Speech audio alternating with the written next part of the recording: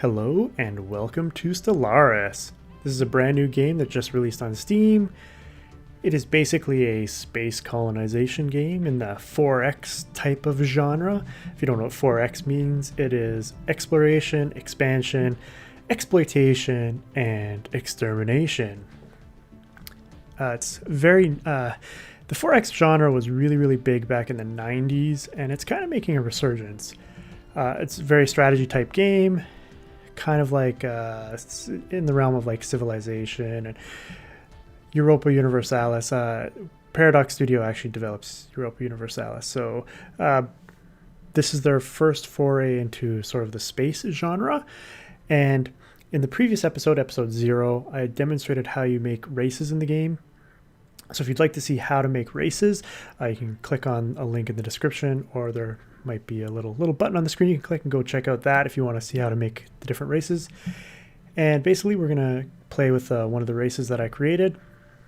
And another race that I created, the Julian hierarchy in episode 0, basically will definitely be in the game, and we may meet them at some point. So here we are the Delgarian people. We are sedentary, resilient, enduring, and communal.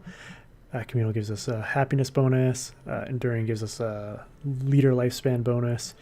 And resilient means garrison health and defensive bonuses. And sedentary means our migration time and resettlement cost is more, which is probably not good, right? It'll make it harder for me to colonize. But that's the way it goes. We're using warp travel as our travel mode. And we have mass drivers as our weapons. And we are a fanatic spiritualist and pacifist society with a theocratic oligarchy, which is pretty cool. It's sort of a different style of government. So let's get started and see what this is all about. Let's see, we'll go medium. Sure, we'll just stay medium. We'll add a couple empires. We'll leave the difficulty on normal since I haven't actually played before. Any faster than light, we won't do Iron Man, and we'll just get started.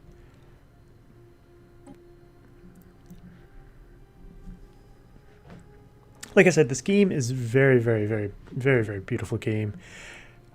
You'll see from all of the maps here. But let's just read this here.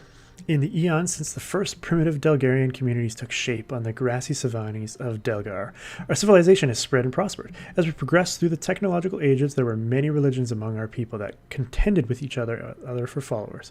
Gradually, sometimes peacefully and sometimes less so, the true faith found its way to all corners of our world, and the faithful were united under a single universal church. Now, after a successful creation of several experimental subspace fields, the finest minds of Delgar have finished development of the first warp drives. The stars themselves are finally within our grasp. And now we will begin. We are in the Dimas Quill system. Blessings upon you, and we will begin. I am Veer, a prototype synthetic intelligence. The priesthood has ordained me to act as your faithful servant and advisor, so that I may aid you on our divine path to this. Very well. I will provide tips explaining. Okay, so we'll have tips on. I don't really know what I'm doing, so we probably should have the tutorial on, but we'll be fine. We'll be fine. We'll figure it out. But like as you can see, I can zoom in with the mouse wheel. I can zoom in, look at the sun there, right? And I can hold down the middle button and I can move the thing around. If I hold down the right mouse button, I can rotate around my system like so. I can scroll out, so you can scroll out of your system all the way back. Press M. This is sort of the, I don't even have a lot of planets in my little star systems in my known area, but so this is the Dimas Quill system. This is my territory, and as I scroll out, this is the galaxy. So there's 600 systems in here. You can I think go up to about 1,000 or so. So we just went with a medium size. We could have went with bigger, but we just went medium. That's fine. But yeah, so press M again, and we'll come back to our system, which is pretty cool. And in here again, same thing. You can press the middle key to move around. I think you can also move around with the the AWSD keys if you want to. And again, if you hold down the right key, you can rotate around. The cool thing about this, though, with the rotating the. I love my little symbol there, Delgar. As I rotate it around, basically it'll always automatically go back to this format. So once you start rotating around, you can't get like totally lost. It doesn't let you flip the galaxy around completely, and I don't think you can flip around in your own spot completely. You can rotate this one around, and it'll get lost on you. So yeah, basically that's how we're going to move around. And so there's a lot of things we need to do sort of at the kind of the start of the game. Basically, we have. This is our homeworld and the capital of our empire. The planet summary screen, which we are currently looking at, provides an overview of the planet's important statistics. So basically, this is our home. This is our planet, and every planet that you colonize will have one of these sort of things, and you can set up automatic control of them, so you don't have to, like, once your empire expands to a certain point, you don't have to micromanage everything. You can, but it can probably get pretty expensive. And so basically what you can see is the total number of tiles the planet has. If we look at the surface, here we see a visual representation of this planet's surface, right, divided into tiles. This tab is only visible on colonies. So basically we have 16 tiles, and this is what our planet is currently producing: 6 energy credits, 7 minerals, 4 food, and this is research. So 1 science, 1 society, and 1 engineering research, I believe. So habitability here is 100%. It's a continental world, and I guess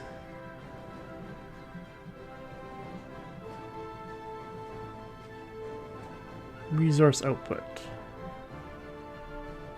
mining networks. Okay, so you can place your colonists on any of the tiles, and so I could move somebody from the food over here, and I would produce an energy and a mineral, and you can build buildings on them to basically maximize certain things, right? So this is a power plant, and it has an adjacent effect. It has a mineral output, food output, and energy output of +1. That's interesting. Is that... Oh, that's because this is the capital. I think...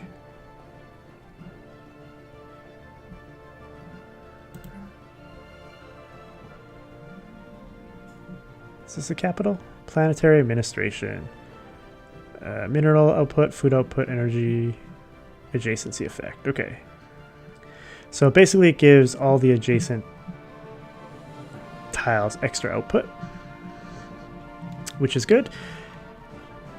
And there may be upgrades for this in the future. So you can build more buildings on some of these other places to sort of maximize your output.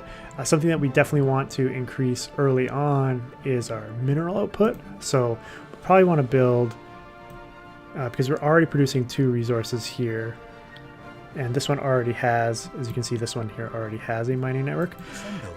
We can build a mining network here to increase the mineral output of this tile.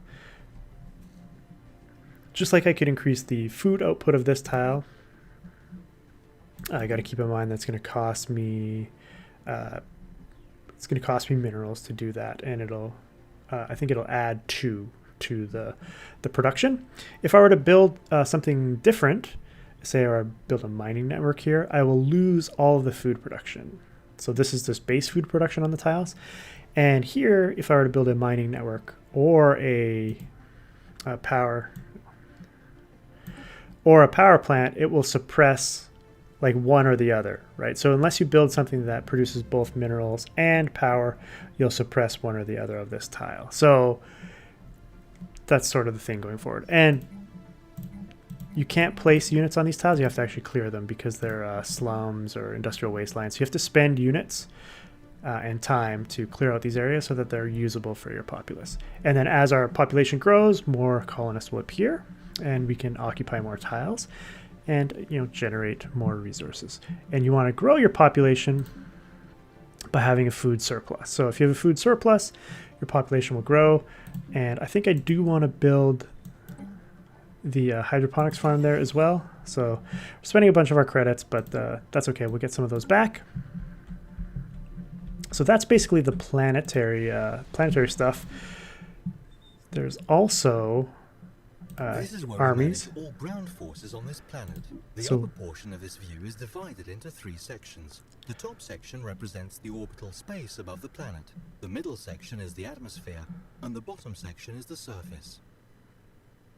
Okay, so this is basically my army protecting the planet, which is just this one unit.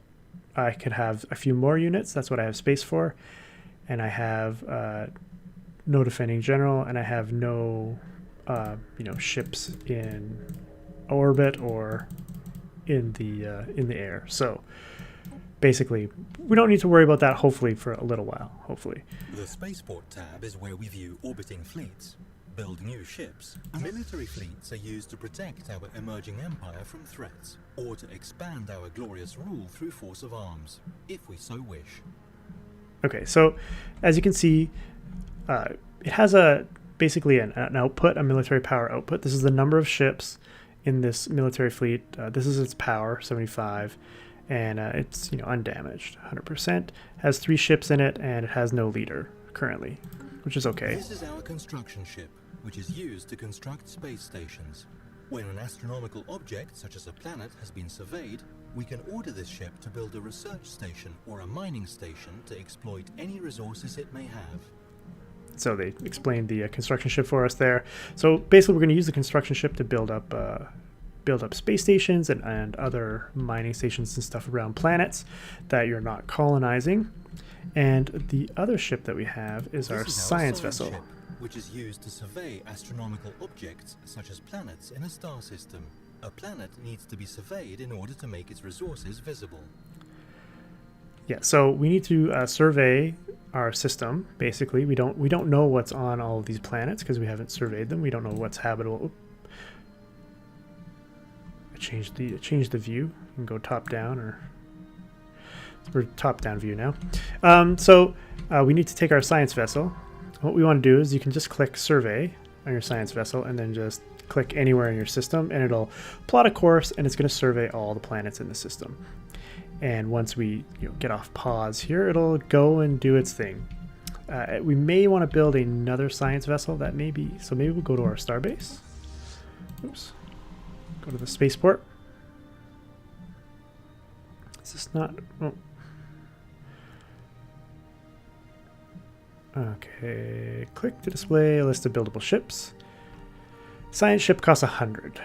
So we can't build that yet, but we'll probably want to build another science ship once we get the resources. Oops, I accidentally unpaused it there. Other things that we want to do. We want to go into our technology. Yeah. Okay. Oh, so the other thing on our science ship, I should point out that you have a leader on your science ship, and they gain in levels as they do stuff. So as he's exploring around, he's going to level up, and he'll be able to do faster research and stuff. So his ability right now is resilient. So he is resilient. He has a longer lifespan, so he's just going to live for a longer time. So it's good, right? So he'll level further and be able to do more things for us. So that's good. In our research tab, again, we have 3 different scientists, and they each have their own little bonuses. This guy's going to live longer. This guy has a faster research speed, and this guy has a spark of genius. So he's really good. Our engineering guy is really, really good. I wonder if you can move them or switch them around. But so he's got a much, much faster research speed. And okay, yeah. That's what we're going to get to here. So now we need to select a research for each of our areas, physics, society, and engineering. And so for physics, the options that you're going to have are random. So you kind of have to make a choice. And sometimes whatever you choose, the next time that you have the availability to research, it might not come up. So in general, research speed of additional 5%. It's pretty good. Solar panel networks. Unlocks module. Gives energy credits. Orbital energy conversion. And energy storage capacity. It basically unlocks component fusion reactor. Nuclear fusion processes generate a great amount of power, but without many of the risks associated with fission power. So you can basically get into fission power. And these are the different types of researchers. So some people have bonuses under various types of researches. Computing, this is industry, this is particles. But they have like basically blank bonuses here. It's just a straight 5% research speed and a straight 10% research speed. So I think what I'll do is administrative AI. We'll research that. We'll go for, a blanket, 5% faster research speed. It sounds good. And you always have this protocol available at first. It takes a long time to research, 6 to 8 months. This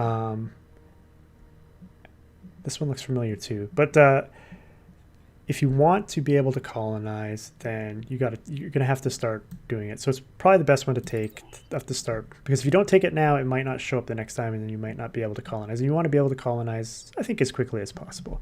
Sort of expand your domain as quickly as you can. And engineering research here, we've got exoskeleton. It increases your mineral production by 5%, which is good. Coil gun, a more powerful version of our early mass drivers. So we can upgrade our fleets already. And ion thrusters, I guess it... sublight speed plus 10%. So it increases your chance to evade, and it'll increase your sublight speed. So not too terrible, but I'd like this. I'd like to get the army damage I don't really care about, but the extra mineral production could be really big, I think, early on. So we'll go there. We've got our research in, and then other thing here. The Empire screen lists the planets of our empire, with leaders and the different factions in separate tabs. It also lets us create and manage sectors. The Leaders tab lets us hire, dismiss, and assign idle governors, scientists, admirals, and generals. Okay, so right now we have... Basically, we have our governor, Iron Fist, slave mineral output, slave food output. This leader is infamous for the ruthless pursuit of efficiency and is capable of getting the most out of slaves. So we don't have any slaves that I know of, but and then this is our scientist on the ship, I believe, and then these are our other three. So we got some long lifespans. Busy leading, busy command. Oh, so this is the guy on the ship, actually. 48 already. The Factions tab provides an overview of the populace's political groupings and allows us to hear their demands and interact with them. So, yeah, the different factions. So that's our Empire tab. In the Contact screen, we see a detailed list of all the various empires we have encountered.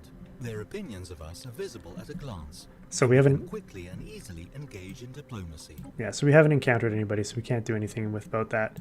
So the thing is, the government screen presents us with information regarding our empire and its government. Here we can see our ruler and any related effects. Okay.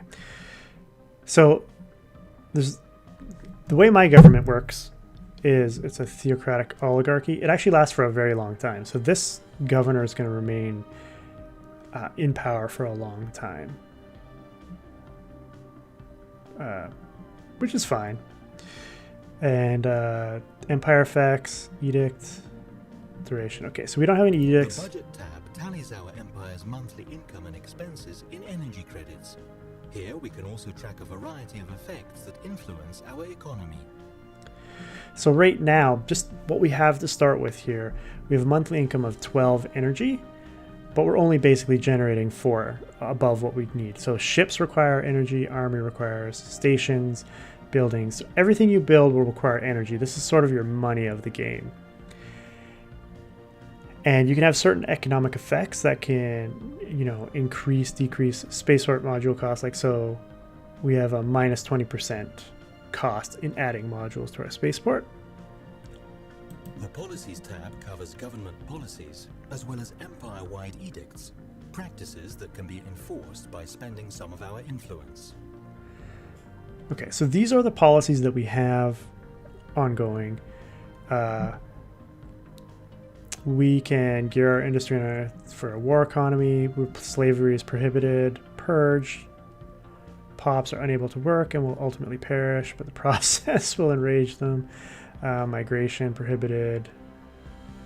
Some within our empire look to the stars and wonder what kind of life could create for themselves on a new world. Click to view policy options. The Empire will decide where its populace is needed most.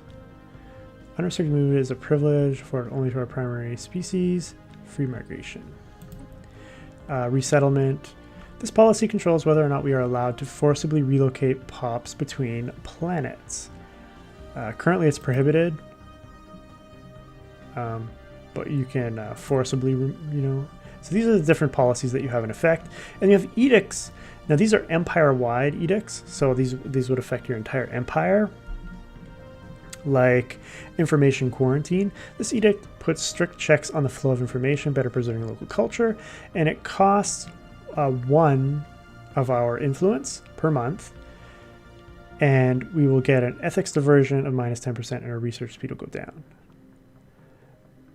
So it's if you want to sort of change your ethics a bit, probably. Here we could do encourage free thought. This edict encourages the populace to always challenge conventional wisdom, even if a path taken may lead them astray. And this would cost us again 1 per month, and we would gain research speed. So we could speed up our research. We can speed up engineering research, physics research. So these are the only edicts that we have available to us currently. But through research, mostly through the society research, we'll unlock other edicts that we can basically claim to try and sway our populace one way or another. The demographics tab tracks the makeup and spread of our empire's populace. Okay, so we have 7 population across 1 world. And energy credits. So we have a plus 10% bonus to all energy and a minus 10% to all ethics divergence. That's just empire-wide. These are bonuses that we have. So the other thing that I didn't show is your planet itself. These are planet-specific edicts, practices that can be temporarily enforced by spending some of our influence.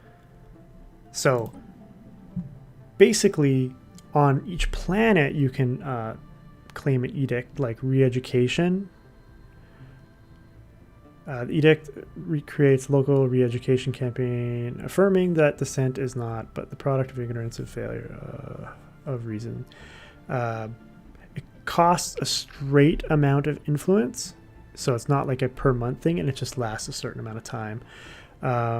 This edict creates targeted PR campaigns that frame the planet as being on the cutting edge, a new social frontier, a place where anyone can thrive. So basically what you're trying to do on a new place is you put down an edict like this to try and get people to want to go there so that you don't get like negative effects of sending your population there. This is going to be tough for me because of our racial abilities here, I think. And spiritual unity, get bonus food, your growth time is reduced. So basically you'll grow your population faster. But I don't have enough to spend on any of these right now, so it's sort of not worth it. So what we'll do is we'll get started, and our science ship should be heading off to its first planet. And it'll start doing that. And we can speed up the game. So you can go to fast, fastest, and you can slow it back down. We'll go back to normal speed for a second here. And so the science ship basically scanned Virkmog. There's 0% habitability and has a thick atmosphere. So you could maybe terraform it at some point, possibly. But the moon here has 2 minerals. So if we build a mining station here, what we'll do is we'll improve our mineral production by 2. In a mining station, we go to our construction. We have found an anomaly. From time to time, our science ships will discover strange things while surveying worlds. These can be researched by scientists, but be certain their skills are up to the task. Okay, so we'll pause the game here. So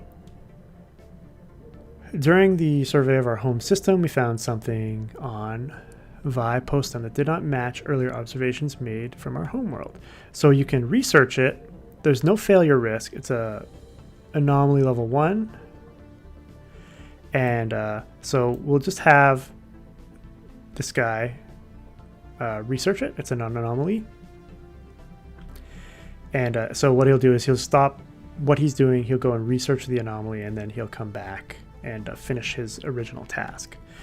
But what I was saying is on V Sulig, we have these mineral resources, and to take advantage of these, you need to build a mining station. So you need to go to your construction ship. You need to build a mining station, and it'll even tell you where you can build it. And so the construction ship will go and build a mining station there, use a bunch of our minerals. So we're now running out of minerals. So we need to take some time to get some of those minerals back. Basically, it's a monthly income of about 10. So, and the station itself, did I see what the cost was? It's 90, right? So it's going to take a while for this mining station to be profitable, but it will become profitable over time. And it's totally worth building up your income on minerals here. Minerals are going to be a big thing going forward. And so when I go into... The situation log displays a list of all currently available special projects and various other points of interest. So basically special projects are in here. We don't have any currently, but once we finish... Fleet detected. Oh, where? Do we see it? These are unknown spacefaring entities. We can learn more about them and maybe So, even initiate first contact alien vessels. So we... completing the appropriate special project. Okay, so we spotted some alien vessels. So we can investigate, and we also we've also finished the research. So if I click investigate, no, we can't investigate really because the ship's gone. But if they were still in the area, you could go and investigate them. We found a natural formation on V Pastum, stunning in its geometrical perfection. This is surely a divine sign, marking our way out towards the stars. We should continue to investigate these sorts of anomalies whenever we get the chance. It will most surely grant us new knowledge and technology. Praised be the divine. All right, let's go back in. And so now our researcher's back doing his thing. And we have no special projects ongoing. Our research is continuing. And we are exploring planets. Okay, and so here on Pithamog, if we build a mining station here, we can basically gain some energy credits. But it's going to cost us 90 minerals to get that done. So it's pretty expensive. And if we speed up again,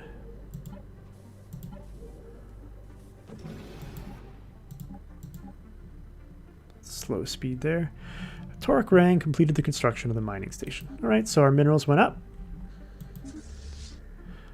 Okay, and then fleet order finished. So we don't have enough minerals to do anything else with our mining ship, but we can move him. We could move him to the Phasmog because we're going to need more energy. So, you know, we'll set up to do that. Go back to normal speed. And so that's really all we've discovered over here. Nothing on these moons. They're not habitable. And they have no... they're not habitable and no resources for us. So we have a pretty small system. And then even when we expand out, we only have a couple stars that we can go and explore. So we're going to have to really get out there as quick as possible to expand our domain. We'll speed things up a little bit here. And still don't have enough resources yet. We're getting there. must have finished construction on the planet. No, it's not done yet. Okay. And this is our new population coming in. So as you can see, they're gonna be there, but we could move them.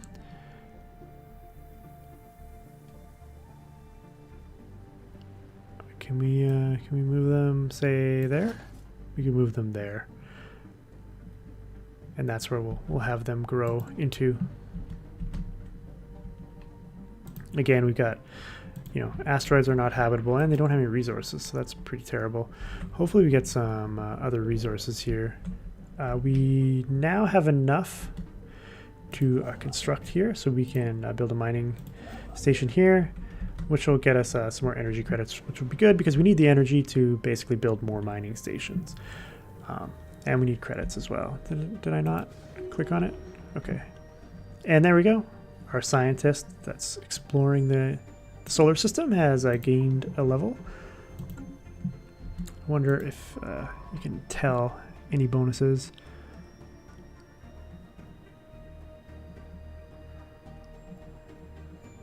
Just level 2. They'll be better at researching and all sorts of things. And this is the ships.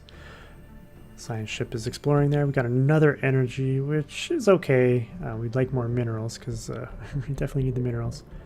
System survey complete. All right, so our science ship finished exploring the system. And we still have no tasks here. So what we can do is we can scroll out. We can pick this star system. And then you can actually just click on any star in the system. Oops. Oh. We'll click on our science ship. And you can click on survey, and you can click on any star in the system, and it'll go and start surveying this system. And so we'll let our science ship go to the new star system.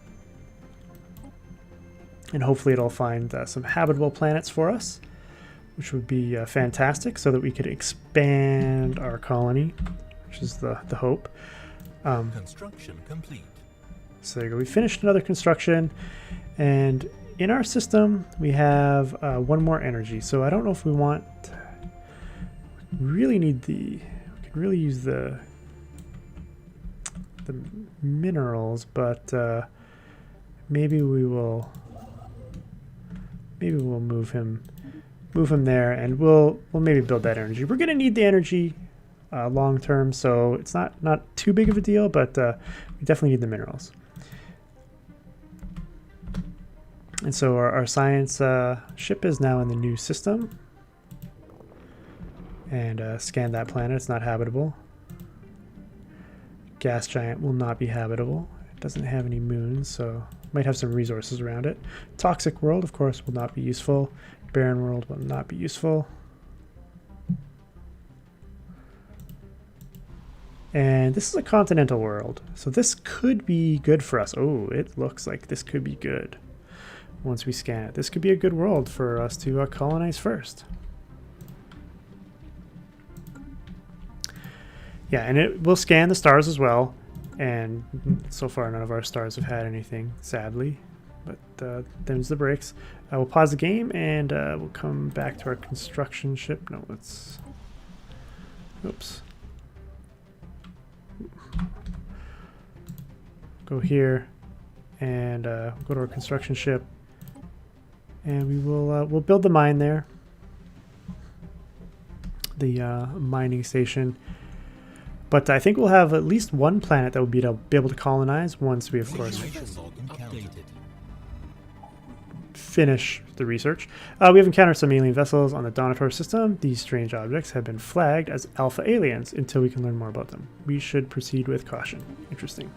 It did not take long for the Delgar to come across intelligent alien life. The fleet's report to the Delgarian capital somewhat understates just how alien these forces appear, and only in passing mentions the failure to open comms. Okay, so pause it.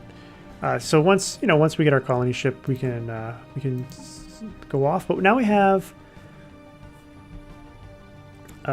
an option to investigate these alpha aliens. And if you do that, what's going to happen is your society research is going to be paused. So if I click on this and I investigate this and I turn, let's go, we'll go normal speed. If I turn this back on, you'll see that we are no longer gaining in society research. So we're gaining in engineering and physics, but not in society because we're busy with a special project. But these special projects will really help you out in the long term, so they're totally worth doing. But it's going to, you know, delay me getting the colony ship, which it's not too big of a deal. And we can go check out. Oops. There's a way to go and view the fleet. Go to. Yeah, there we go. Okay, so Donator has an engineering research there, but this is a perfect place for us. It's habitability of 80%.